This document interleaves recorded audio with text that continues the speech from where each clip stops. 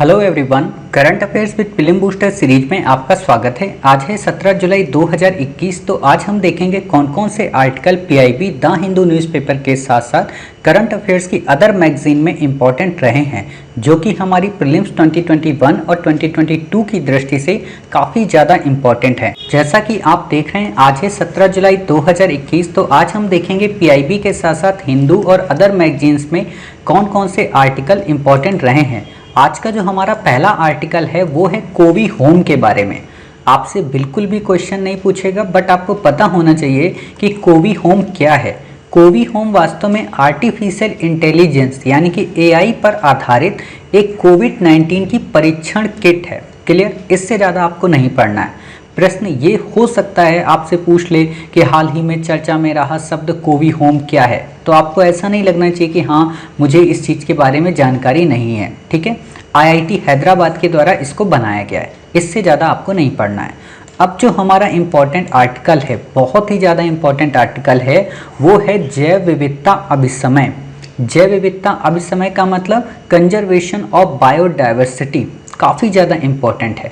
हम इस आर्टिकल को आपको पढ़ाएं इससे पहले 2-3 बातें और बेसिक बता दें ताकि आपको ये आर्टिकल अच्छे से समझ में आ जाए।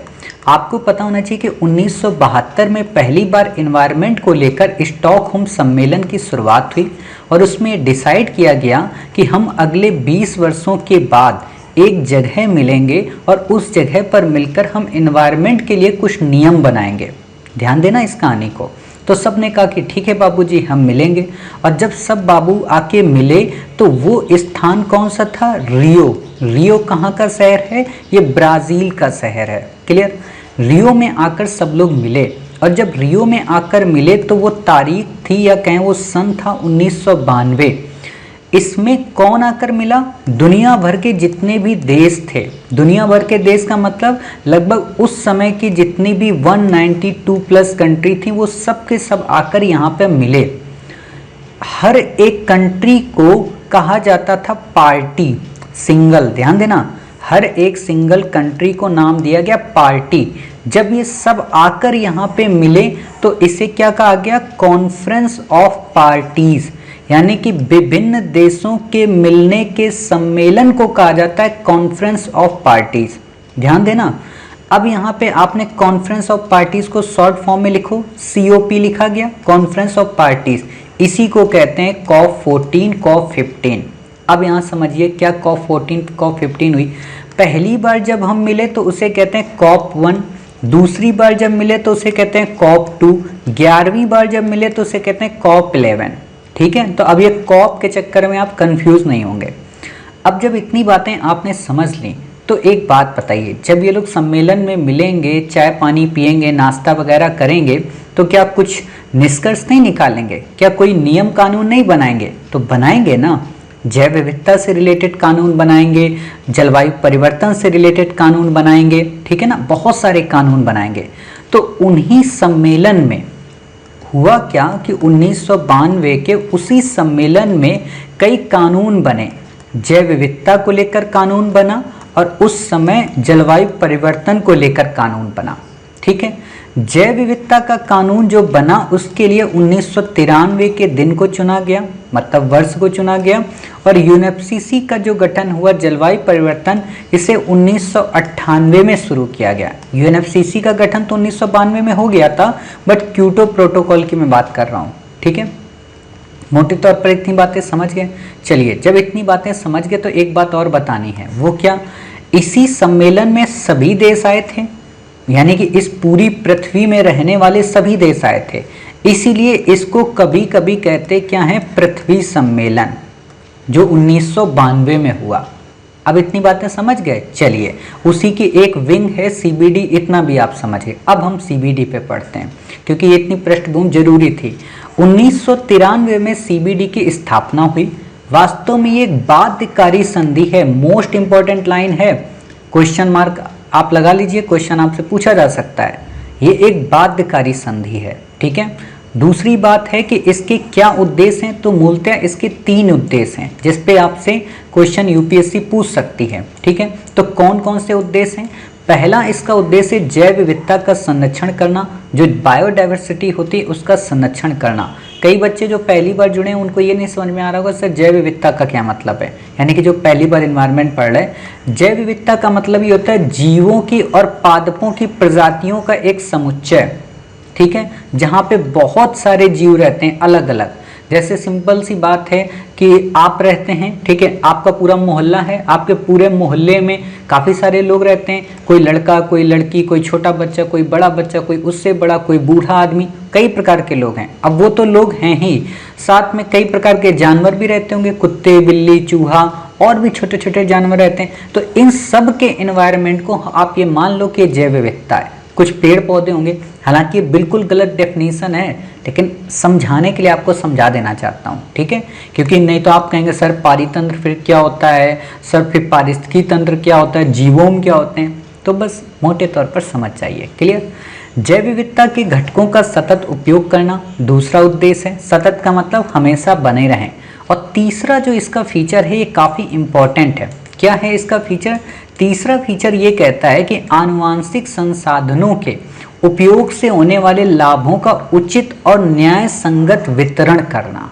ये मोस्ट इंपॉर्टेंट लाइन है कि जितने भी आनुवांशिक जेनेटिक जो रिसोर्सेज हम कहीं से प्राप्त करेंगे किसी जीव के, तो उसका लाभ केवल स्वयं नहीं लेंगे बल्कि उस कम्युनिटी और वहाँ के आसपास के लोगों को देंगे।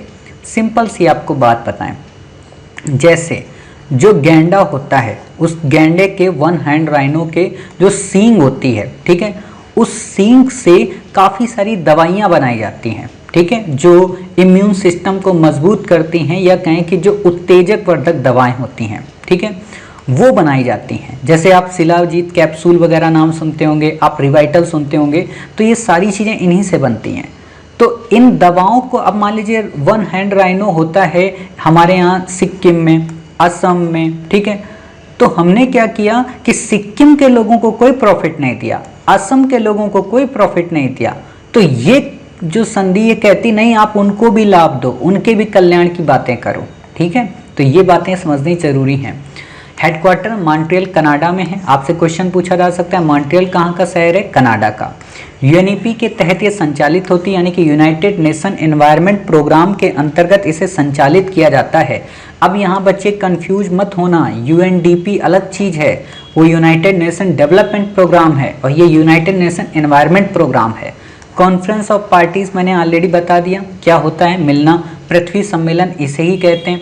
अब आपने कई बार एक और नाम सुना होगा, रियो प्लस 10। रियो प्लस 10 का मतलब क्या हुआ? 1992 में 10 वर्ष जोड़ दो तो 2002 में जो सम्मेलन हुआ। रियो प्लस 20 आप सुनते होंगे, रियो प्लस 20 का मतलब क्या हुआ? 1992 में 20 वर्ष जोड़ दो यानी कि 2012 का सम्मेलन, ठीक है। तो ये कंफ्यूज नहीं होना। बाकी आप में से जिन बच्चों को ना पता हो प्रीलिम्स लेट्स क्रैक सीरीज देखें, वहाँ पे हमने एनवायरनमेंट के ये सभी टॉपिक को काफ़ी अच्छे से कवर कराया है, ठीक है, इसको भी कवर कराया, बट फिर भी हम पढ़ा देते हैं क्योंकि करंट में चर्चा में है। 2000 में एक पूरक समझौता हुआ, 1993 में संधि तो बन गई, लेकिन इस संधि के अलावा कुछ और प्रोग्राम बने। तो इसके लिए क्या हुआ, अलग अलग और नए प्रोटोकॉल बनाए गए। प्रोटोकॉल वास्तव में क्या होता है? प्रोटोकॉल होता है लोगों को प्रतिबद्ध करता है कि ये काम आपको करने ही करने हैं, ठीक है। जैसे क्योटो प्रोटोकॉल प्रतिबद्धता जाहिर करता है, ठीक है। तो कार्टेजना प्रोटोकॉल नाम से कार्टेजना प्रोटोकॉल आया 2003 में। क्यों आया इसका नाम कार्टेजना, क्यों पड़ा? जैसे अभी हमने पढ़ा था रियो, रियो कहाँ का शहर है? ब्राजील का। तो उसी तरीके से ब्राजील का ही पड़ोसी देश है कोलंबिया, साउथ अमेरिका में, ठीक है। तो कोलंबिया में क्या हुआ, एक शहर है, सिटी है कार्टेजना, ठीक है। तो वहाँ पे समिट जब बुलाया गया तो इसलिए उस समिट को कह दिया गया, उससे जो बातें निकली उसे कार्टेजना प्रोटोकॉल कह दिया गया। कार्टेजना प्रोटोकॉल के अंतर्गत क्या पर्पस है कि जो आधुनिक जैव प्रौद्योगिकी के परिणाम स्वरूप संशोधित जीव हैं, जीवित जीव, उनके द्वारा उत्पन्न संभावित जोखिमों से जैव विविधता की रक्षा करना। कई बार आप लोग डेली सुनते होंगे कि आज इस जीव के जीन में एडिटिंग कर दी गई है और ये नया जीव बनाया गया है।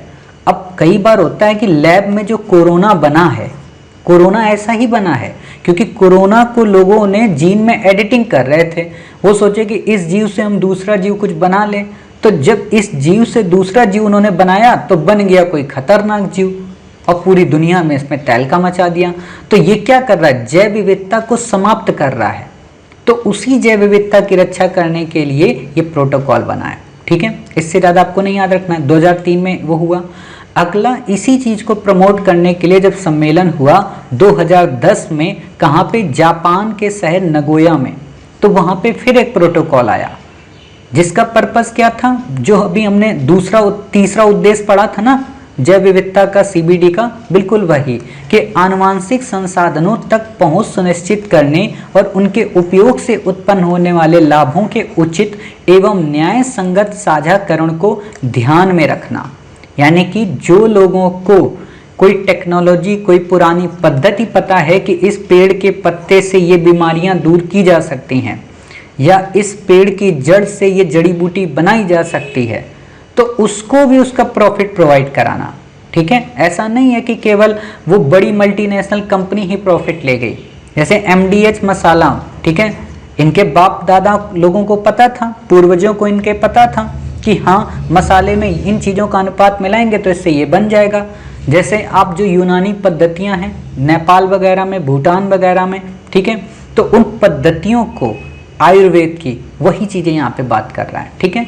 तो जो ज्ञान है उसको भी इसमें शामिल किया गया है। 10 वर्ष की इसमें रूपरेखा बनाई गई। मतलब नगोया प्रोटोकॉल में एक और सब प्रोटोकॉल बना 10 वर्ष का, जिसमें 20 लक्ष्यों को घोषित किया गया।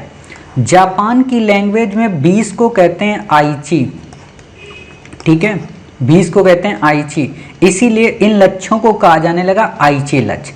अब आपको लग रहा होगा सर इतनी देर से आप पढ़ा रहे हो, समझ में नहीं आया, क्वेश्चन कैसे पूछेगा।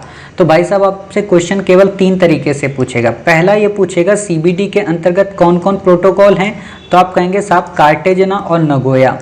दूसरा क्वेश्चन आपसे पूछेगा आइची लक्ष्य किससे संबंधित है, क्या क्योटो प्रोटोकॉल से, तो नहीं। क्या आइची लक्ष्य कार्टेजना से, तो नहीं, तो आप बताएंगे नगोया से, ठीक है। तीसरा क्वेश्चन आपसे पूछेगा कि कार्टेजना प्रोटोकॉल और नगोया प्रोटोकॉल का संबंध किससे है, जैव विविधता से, ठीक है। तो ये चीज़ें आपको समझनी है। बाकी आपसे ये भी पूछ सकता है कि जैव विविधता का क्या उद्देश्य है, तो आप बता देंगे 3 उद्देश्य कौन कौन से थे। इससे ज़्यादा आपको यहाँ पे बताने की कुछ भी ज़रूरत नहीं है। क्लियर। चलिए ये चीज़ें आपको पढ़ा दी हमने। अब बात आती है इसके आगे कि इंडिया ने क्या किया है। तो इंडिया ने 2002 में जैव विविधता अधिनियम पास किया था, ठीक है। तो इंडिया ने 2002 में बनाया। अब यहाँ पे ध्यान देना कि इंडिया ने जो बायोडाइवर्सिटी जो बोर्ड बनाया, तो आपसे क्वेश्चन पूछ सकता है कि इंडिया में जो नेशनल बायोडाइवर्सिटी जो बोर्ड है उसका गठन 1972 के अधिनियम के अंतर्गत हुआ, वाइल्ड लाइफ प्रोटेक्शन एक्ट के। तो गलत हो जाएगा, क्यों, क्योंकि 2002 में भाई अधिनियम आया था और इसी को ध्यान में रखकर नेशनल बायोडाइवर्सिटी बोर्ड बना था। क्लियर। चलिए इतनी बातें आपको याद रखनी, बाकी कुछ नहीं याद रखना है। अब बात आती है उपकच्छी उड़ान की। उपकच्छी उड़ान का क्या मतलब है, इसको साधारण भाषा में एज ऑफ स्पेस कहते हैं। आपको फिर भी लग रहा होगा सर फिर भी नहीं समझ में आया कि उपकच्छी उड़ान क्या होती है। तो सिंपल सी बात है, ये हमारी अर्थ होती है, ठीक है। अर्थ के चारों ओर कई सारी कक्षाएं होती हैं, ठीक है, कई सारी कक्षाएं होती हैं छोटी छोटी, ठीक है। इन कक्षाओं की खूबसूरती क्या होती है, 1 मिनट हम आपको वीडियो दिखाते हैं तब आप उस चीज़ को समझ पाएंगे, ठीक है। जैसे आप ये वीडियो देखिए यहाँ पे ये है, तो यहाँ पे बीच में सन, तो आप इसको अर्थ ही मान कर चलिए, ठीक है। तो आपको अर्थ ये मानकर चलना है। 1 मिनट इसको हम पॉज करते हैं। तो ये आप देख रहे हैं, ये जो राउंड सर्किल बन रहे हैं, सारे प्लेनेट एक दूसरे के चारों चक्कर लगा रहे हैं, तो आप ये मान कर चलिए ये है अपने आप में अर्थ बीच में, और ये इसके चारों तरफ उपग्रह चक्कर लगाते हैं, जो सैटेलाइट हैं वो चक्कर लगाते हैं, ठीक है। हालांकि इन सब की अपनी अपनी कक्षाएं अलग होती हैं, आपको बस ये समझना है कि ऐसी ही कक्षाएं होती हैं। तो ऐसे ही कक्षा में चक्कर लगाते हैं जब हमारा कोई सैटेलाइट यहाँ से जाता है तो, ठीक है। तो आप देख रहे हैं कैसे ये मूव कर रहा है। तो अब एक बात बताइए, ये जो मूव कर रहे हैं क्यों मूव कर रहे हैं, क्योंकि इनको एक ऐसा फोर्स चाहिए जिससे ये मूव करते रहें, ठीक है। मूव इसलिए करते हैं क्योंकि इनके जो स्पीड होती है वो गुरुत्वाकर्षण बल को इक्वली पूरी तरह से इरेज कर देती है, ठीक है। इसीलिए आपको ये समझने की ज़रूरत है, जब भी आपने देखा होगा कई सर्कस वाले लोग होते हैं वो कुएं के चारों ओर अपनी कार चलाते हैं। क्यों चला पाते हैं, गिरती क्यों नहीं है कार, क्योंकि उनकी वेलोसिटी काफ़ी फास्ट होती है। तो उसी चीज़ से रिलेटेड है ये कॉन्सेप्ट, ठीक है। उपकक्षीय उड़ान का। हुआ क्या है कि अभी हाल ही में आपने देखा होगा जो वर्जिन गैलेक्टिक जो हमारा स्पेस है मिशन है, या कहें कि स्पेस जो फ्लाइट है नासा की, तो उसमें अभी आपको पता होना चाहिए कि सिरसा बांदला नाम की जो इंडियन ओरिजिन की महिला हैं वो गई हैं 6 सदस्यों के साथ में स्पेस में। ठीक है, तो इन्होंने क्या किया है, इनका जो ये यान है ये उपकक्षीय उड़ान की ओर बढ़ा। तो चर्चा में आ गया करंट में कि उपकक्षीय उड़ान क्या हो सकती है। तो उपकक्षीय उड़ान उस उड़ान को कहते हैं जिसमें अंतरिक्ष जो यान है वो 28,000 पर किलोमीटर पर आवर की स्पीड से, अधिक स्पीड से अंतरिक्ष में चक्कर लगाता है। ध्यान देना, 28,000 किलोमीटर प्रति घंटे की रफ्तार से अगर ये चक्कर लगा रहा है तो हम कहते हैं कि उपकक्षीय उड़ान है, ताकि ये उस कक्षा में उड़ान लगा रहा है। ठीक है, उस कक्षा में चक्कर लगा रहा। अब यहाँ पे ध्यान देना, अगर इसकी स्पीड इससे कम हुई तो ये सैटेलाइट अर्थ में गिर जाएगा। ठीक है, तो इसीलिए आपको पता होना चाहिए, जैसे आप लोग हमेशा एक सुनते होंगे ना कि एक पत्थर तो तबीयत से उछालो यारो, कौन कहता है कि आसमां में सुराग नहीं होता। तो भाई आसमां में पत्थर तभी जाएगा, वापस तभी नहीं आएगा जब आपके हाथों में 28,000 किलोमीटर प्रति घंटे की रफ्तार का फोर्स हो। तो इतना तो हो नहीं सकता आपके अंदर कि आपके हाथ इतनी स्पीड में काम करें। ठीक है, मैक्सिमम माना जाता है कि 160 पर किलोमीटर की स्पीड की रफ्तार होती है एक व्यक्ति के हाथ में जो बॉलिंग करते हैं ना, तो उसी हिसाब से आप समझ सकते हो। ज़्यादा से ज़्यादा 200 की स्पीड मान लो आप, तो 28,000 आपको चाहिए। ठीक है, तो इसलिए तब पत्थर इतनी तबीयत से नहीं जा पाता है, समझ गए।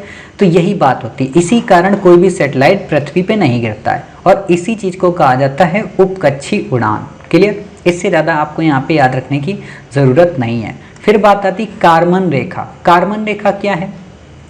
कारमन रेखा वास्तव में हमारी जो अर्थ है, ठीक है, अर्थ का एक समुद्र स्थल है, समुद्र तल है मतलब, तो इस समुद्र तल से 100 किलोमीटर की जो ऊंचाई है, इस ऊंचाई पर बनने वाली एक काल्पनिक रेखा को कारमन रेखा कहते हैं। आपसे सिंपल सा क्वेश्चन पूछा जा सकता है, हाल ही में चर्चा में रही कारमन रेखा का संबंध है, तो आप बता सकते हैं कि ये अंतरिक्ष से संबंधित है, अंतरिक्ष में एक काल्पनिक रेखा है उससे संबंधित है। क्लियर, इससे ज़्यादा आपको नहीं याद रखना है।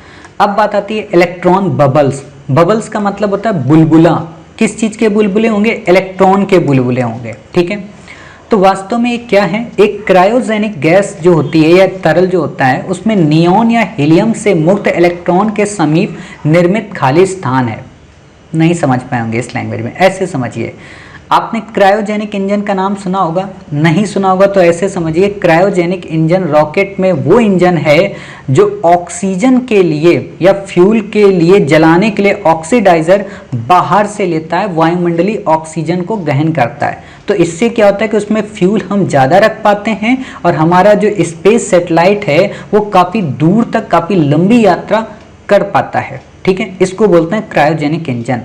अब वो जब इंजन होता है क्रायोजेनिक इंजन, तो उसमें जो फ्यूल भरा जाता है, ठीक है, तो वो फ्यूल उसमें भर दिया गया, वो फ्यूल जलता तो है नहीं, उसको जलाने के लिए बाहर से ऑक्सीजन लेनी पड़ती है। तो बाहर से जो ये ऑक्सीजन ली जाती है तो कई बार वायुमंडल में मौजूद छोटे छोटे इलेक्ट्रॉन के जो कण हैं वो इसमें प्रवेश कर जाते हैं उसी वायुमंडलीय दाब के साथ, और जब प्रवेश कर जाते हैं तो इस फ्यूल में छोटे छोटे बुलबुले बना देते हैं, तो उससे स्पेस आ जाता है उस फ्यूल में। तो इसको ही कहा है इलेक्ट्रॉन बबल्स।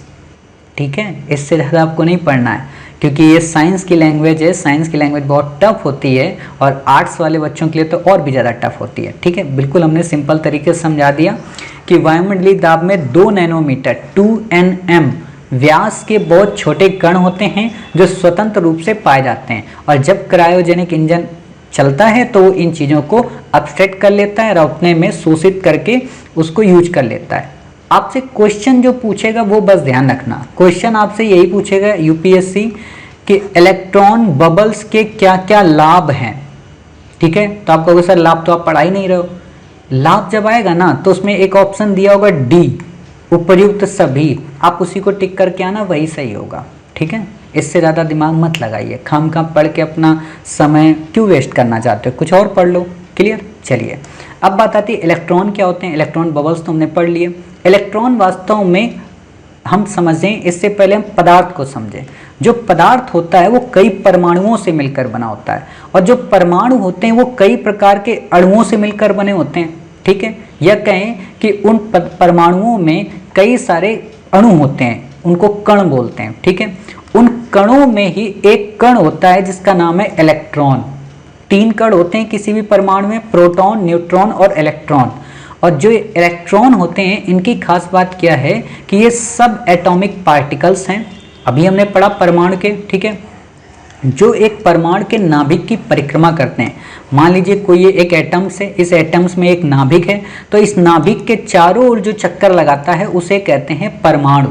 और ये जो चक्कर लगाता है इसमें वास्तव में निगेटिव आवेश होता है। निगेटिव आवेश का क्या मतलब, पॉजिटिव आवेश का क्या मतलब, यहाँ पढ़ने की जरूरत नहीं, आपसे क्वेश्चन नहीं पूछेगा। ठीक है, नाभिक से बहुत छोटे होते हैं, सिंपल सी बात है, तभी तो चक्कर लगा रहे हैं इनके। बड़े होते तो चक्कर थोड़ा ना लगाते कोई, समझ सकते हो, अर्थ का कुछ और मतलब मत ले जाना। ठीक है, हीलियम गैस के बारे में। हीलियम गैस एक रंगहीन, गंधहीन, स्वादहीन, नॉन टॉक्सिक अक्रिय गैस है। इसलिए आपने देखा होगा गुब्बारों में हीलियम गैस भरी रहती है। क्यों? क्योंकि इसका क्वथनांक सभी तत्वों में सबसे कम होता है। क्वथनांक क्या होता है, हिमांक क्या होता है, आपसे क्वेश्चन नहीं पूछेगा, नहीं याद रखना है। प्रश्न उठता है कि हमने इलेक्ट्रॉन बबल्स तो पढ़ लिया, लेकिन फ्यू इलेक्ट्रॉन बबल्स क्या होते हैं। Few electron bubbles same to same वही होते हैं, बस अंतर ये होता है कि ये तरल हीलियम में नैनोमीटर के आकार के छोटे छोटे बुलबुले होते हैं, जिसमें कुछ मुट्ठी भर इलेक्ट्रॉन होते हैं। इनके क्या लाभ हो सकते हैं, अब आप ईमानदारी से बता देना सर, ऑप्शन डी। और यही वास्तव में आपका जो इंडियन स्पेस इसरो है उसकी वेबसाइट पे, कल मैं देख रहा था तो उसकी वेबसाइट पे फ्लू इलेक्ट्रॉन बबल्स के बारे में चर्चा में आया है। क्योंकि इसरो ने इस पर काफ़ी ज़्यादा वर्क किया है, तो इससे इसरो ने कहा है कि हमें काफ़ी सारी चीज़ों पे फ़ायदा मिलेगा। अब वही बात है, जब उनको नहीं पता है फ़ायदा और यूपीएससी हमसे ज़रूर पूछेगी, और पूछेगी तो हम ऑप्शन डी लगा के आएंगे कि साहब उपयुक्त सभी, इससे बहुत सारे फ़ायदे मिल सकते हैं। ठीक है, तो ऐसे क्वेश्चन कैसे करना होता है हम आपको बताते रहते हैं।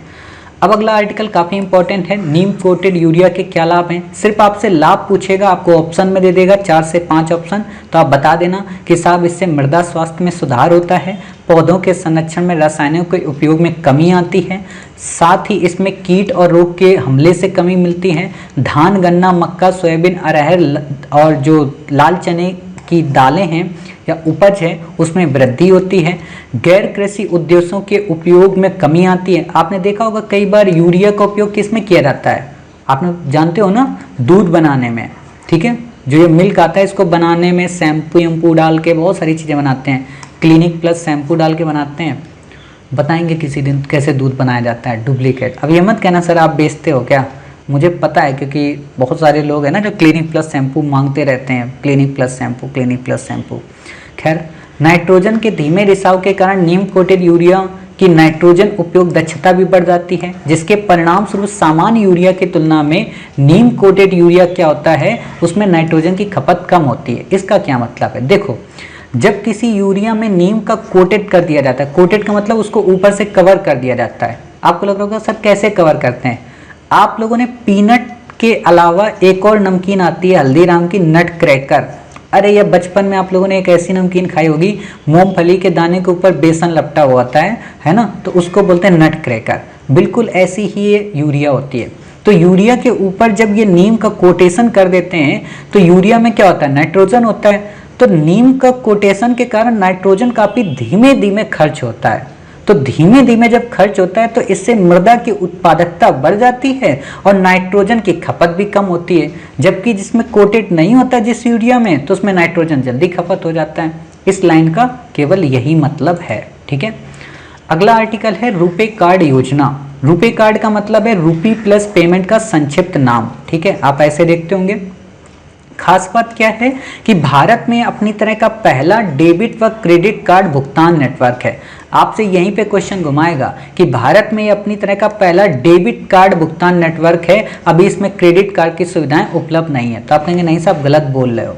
ठीक है, दोनों सुविधाएं उपलब्ध हैं। तीसरा क्वेश्चन आपको घुमाएगा कि ये केवल भारत में ही मान्य है। तो नहीं है, भारत में नहीं मान्य है, बल्कि विश्व के कई देशों में भी मान्य है, जैसे जापान में, सिंगापुर में, सऊदी अरब में, यहाँ पे भी आप रुपे कार्ड से पैसा निकाल सकते हो। ठीक है, तो इस चीज़ की परमिशन वहाँ के लोगों ने दे रखी है, मतलब वहाँ की गवर्नमेंट ने। अब इम्पोर्टेंट आर्टिकल है, लास्ट आर्टिकल है मंत्रिमंडलीय समितियाँ। संविधान में इनका वर्णन नहीं मिलता। आपसे सिंपल सा क्वेश्चन पूछेगा कि क्या मंत्रिमंडलीय समितियों का वर्णन संविधान में है, तो नहीं साहब, नहीं है। रूल ऑफ बिजनेस बुक में इनका वर्णन जरूर मिलता है। रूल ऑफ बिजनेस बुक क्या है कि व्यापारियों से संबंधित, या कहें कि कुछ ऐसे हमारे संसद के नियम हैं जिनको अलग से हमने एक बुक में मेंशन कर रखा है, तो उस बुक में इस चीज़ को देखने को मिलता है। काम क्या करती है ये? वास्तव में 8 मंत्रिमंडलीय समितियां हैं, तो नाम से ही समझ में आएगा ये क्या काम करती होंगी। पहली समिति है मंत्रिमंडल की नियुक्ति समिति, दूसरी आर्थिक मामलों की समिति। इन दोनों समितियों के अध्यक्ष पीएम होते हैं। ठीक है, ध्यान देना। अभी आप लोगों को लग रहा होगा सर क्या बोल रहे हो आप। तीसरी समिति है आवास संबंधी, इसके पीएम नहीं होते हैं। चौथी समिति है संसदीय समिति, इसके पीएम नहीं होते हैं, इसके गृह मंत्री होते हैं। ठीक है, तो आप समझ गए कि पीएम 2 समितियों के नहीं अध्यक्ष होते हैं, और जितनी शेष 6 समितियां ना उन सबके होते हैं। ठीक है, यही आपको बताना चाह रहा था कि संसदीय समिति जो होती है, मंत्रिमंडल समिति, उसके अध्यक्ष गृह मंत्री होते हैं, पीएम नहीं होते हैं। आवास जो संबंधी समिति है, इसके अध्यक्ष ना तो पीएम होते हैं ना ही गृह मंत्री होते हैं। ठीक है, ये अलग से डिपार्टमेंट में आती है। इतनी बातें समझ गए। चलिए, इसके बाद आता है इसमें 4 और समितियां। राजनीतिक मामलों की समिति, केंद्रीय मंत्रिमंडल की समिति, निवेश एवं विकास पर समिति, रोजगार और कौशल विकास समिति। आपको लग रहा होगा सर आपने 8 समितियां क्यों दी। यूपीएससी ने एक बार सीडीएस में क्वेश्चन पूछा था कि निम्न में से कौन सी समिति नहीं है, कौन सी मंत्रिमंडलीय समिति नहीं है, और उसमें 8 में से उसने 3 तो यही ऑप्शन दिए थे, और चौथे में उसने दे दिया था अल्पसंख्यक मंत्रालयों की समिति।